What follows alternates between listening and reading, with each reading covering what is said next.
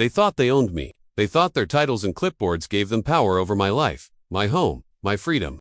But the day the HOA board came after me, they didn't just pick the wrong fight, they picked the wrong homeowner. And I fought back so hard, they'll never forget it. When I bought my house, I believed I was buying more than just walls and a roof. I believed I was buying freedom, a place where I could finally live on my terms, build my dream, and enjoy the peace I'd earned after years of hard work. But in this neighborhood, freedom was an illusion. Because here, the HOA board ruled like kings and queens over their tiny empire, and they expected everyone to bow. At first, their control seemed harmless. Letters about trash pickup schedules, notices about lawn maintenance, petty, but manageable. But then the demands grew stranger.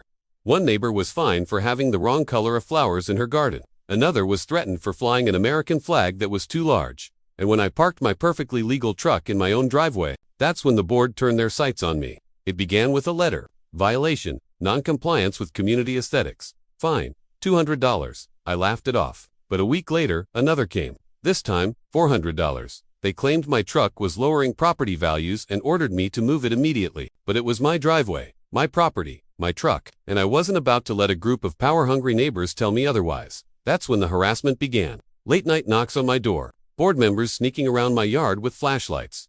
Anonymous complaints about noise that never happened. They even threatened to put a lien on my house if I didn't pay up. It was no longer about a truck, it was about control. They wanted to make an example out of me. But what they didn't know was that I wasn't the type to roll over. I started documenting everything. Every letter, every visit, every sneaky picture they took. I even installed extra cameras to catch them trespassing. And the more I dug into their so-called rules, the more corruption I uncovered. Turns out, the board wasn't just enforcing rules, they were inventing them. Half the fines they issued weren't in the bylaws at all. They were pocketing money, bending regulations, and bullying families into silence.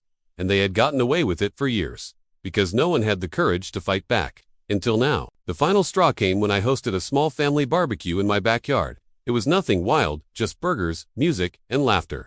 But the very next day, I received a notice, unauthorized gathering. I marched into the next HOA meeting with a folder so thick it could have been a novel.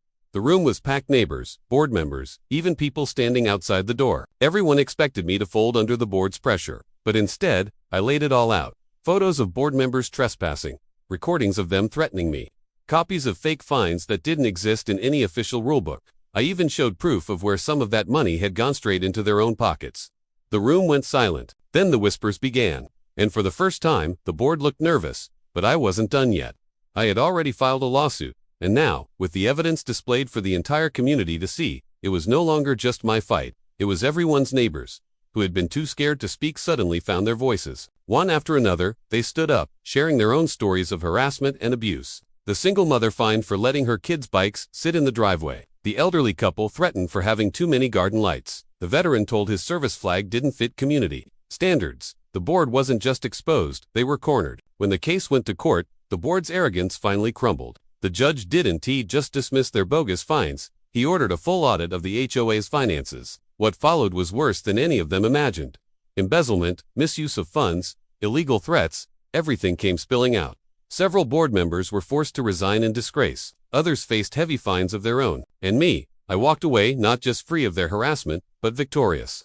The liens were gone, the fines erased, and the board's grip on the neighborhood shattered. For the first time, people felt like they actually owned their homes. The fear that had hung over the community like a storm cloud was gone. Now, when I park my truck in my driveway, I do it with pride. When I host a barbecue, I don't worry about letters in the mail. And when I see my neighbors, I see smiles instead of fear. Because they know what I know. The HOA board thought they owned me, but in the end, all they really did was underestimate me. And the best part, the very people who once whispered in fear now nod at me with gratitude. Because one person stood up, the whole community stood taller. So here's the truth. Bullies can call themselves presidents, boards, or whatever title they want. They can write letters, issue fines, and pretend they hold all the power. But power only works if you let it. And when you fight back, when you push harder than they ever expected, you remind them of one simple fact. They don't own you. The HOA board thought they owned me. But now, they're just a bitter memory. And I'm the one who got the last word.